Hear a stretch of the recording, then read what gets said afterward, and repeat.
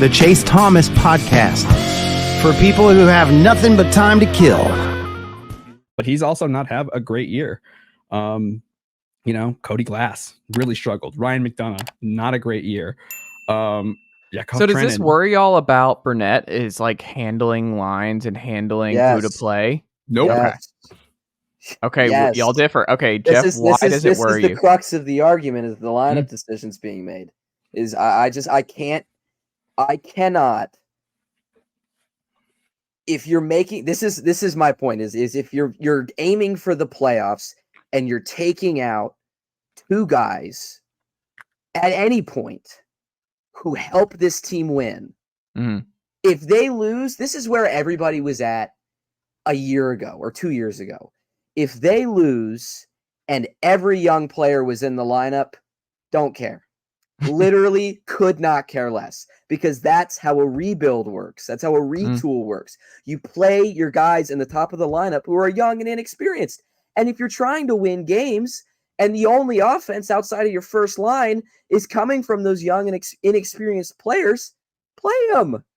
Like, yes, Philip Tomasino has been inconsistent at times, but this last stretch of 20 games, he's been pretty solid. And in games where he's been solid, Andrew Brunette has benched him. The Ottawa game, he was phenomenal. He's really good. And then he didn't play like one shift. It blows my mind. I cannot understand why if you want to make the playoffs and you take your best offensive players out for Denis Gurianov or whoever, that doesn't make any sense, because you're actively hurting your chances to win. And then if you're in a rebuild, why wouldn't you keep your young players in the line? Sure, confidence, whatever. But if you move guys out at the deadline, like, I don't know why. First of all, I have a problem with the fact that Philip Tomasino hasn't played anywhere near Tommy Novak this entire season. And when he has played with Tommy Novak, he's been really good and he's scored goals. So that's a problem that I have in and of itself. But just the fact that you're aiming to win, and then you take out the best players that you have that give you a chance to win because they make simple mistakes when you're playing guys every night like Michael McCarron, who has overall been good this season, but makes stupid mistakes.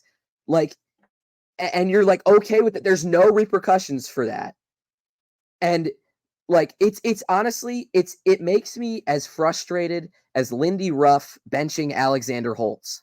Like, Alexander Holtz, for what he is, he's an inexperienced young player who does make mistakes.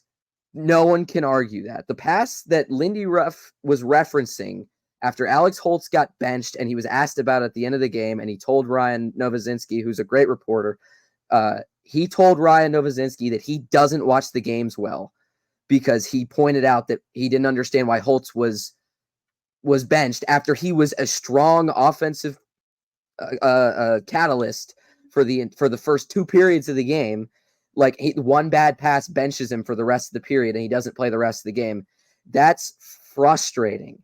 And that's really annoying because you know that Alex Holtz, with who he's playing with, he's been better than Philip Tomasino has been, and he's still getting benched, and that's really frustrating.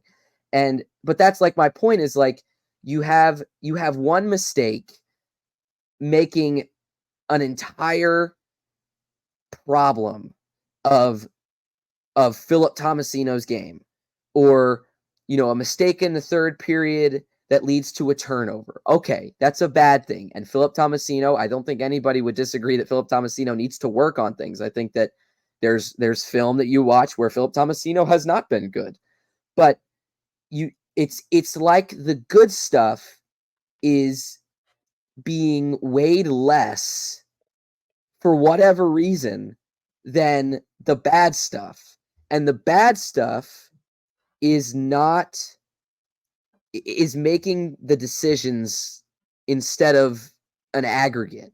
If the Predators were losing 8-3 with every young player in the lineup, I'll say it again, no one would care, because that's where this franchise is. I don't think people would care if they lost 8-3. I mean, they'd care, but not in the way that oh, you're benching Luke Evangelista. You've sent down Philip Tomasino. You've sent down Juuse Saros for Michael McCarron's still playing. Denise Gurianov needs ice time, apparently. You'll sub in Kiefer Sherwood occasionally. Like, people want to see these young guys get opportunities, and they're not, other than Luke Evangelista. And for some reason, Luke Evangelista is sitting for Denise Gurianov, which, he sat for 2 games out of 54. 2 games out of 54. I don't think we're at the stage to sound the alarm for Luke Evangelista. But the problem comes with that being, I agree, 2 games is not that. I think your bigger issue doesn't seem like it's not about the actual stat. It's about the rhyme or reason that I think bothers Jeff. Oh, you want to come at me and saying it's not about stats, it's about reason? Come on, do you not know? No, not reason. I'm saying it's less about that to Jeff. I think Jeff wants to understand the rationale. Explain this to me. And your game to game. I haven't heard decision. A good explanation from Andrew Brunette as to why these guys are I think for Tomasino more than either of them. And I don't think that no argument. I think Andrew Brunette. I will say this before anything else. I think Andrew Brunette is a fantastic hockey coach. I think right now, the system that he coaches is really good, and I love watching the Predators play it on a good night. But I think the lineup that he has right now is constructed in a certain way where the young players should be getting opportunities that they are currently not. And that is frustrating. Denise Gurianov was playing with Ryan O'Reilly and Philip Forsberg tonight. We have not seen any young player outside of maybe Evangelista once play with those guys. It has always been O'Reilly, Forsberg, and Nyquist, which that's fine. That line has been really good. You said it, Brian. I mean, they've accounted for a bunch of the points. Yeah, I was wrong. They were accounted for 46% of all the points. Yeah, that's a. Have they really? Just from those 3? Those 3 plus Juuse. Yeah, I'll say that's insane.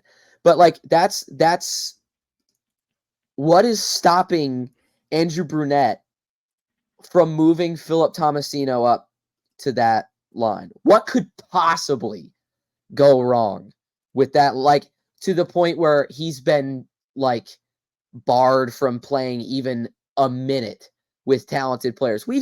I said it literally 2 minutes ago.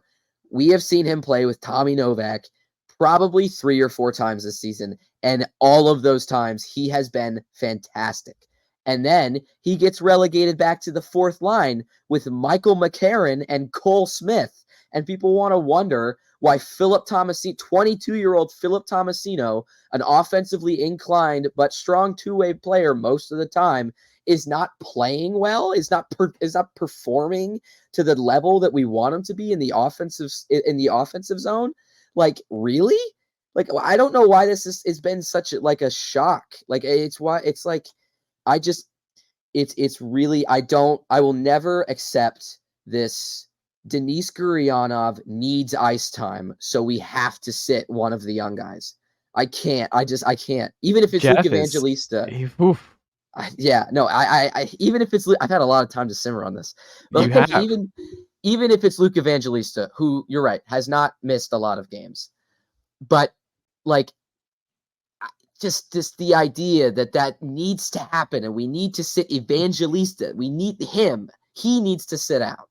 Not Trennan, not Jankowski, who you're probably not going to sit anyway, but that's just a name.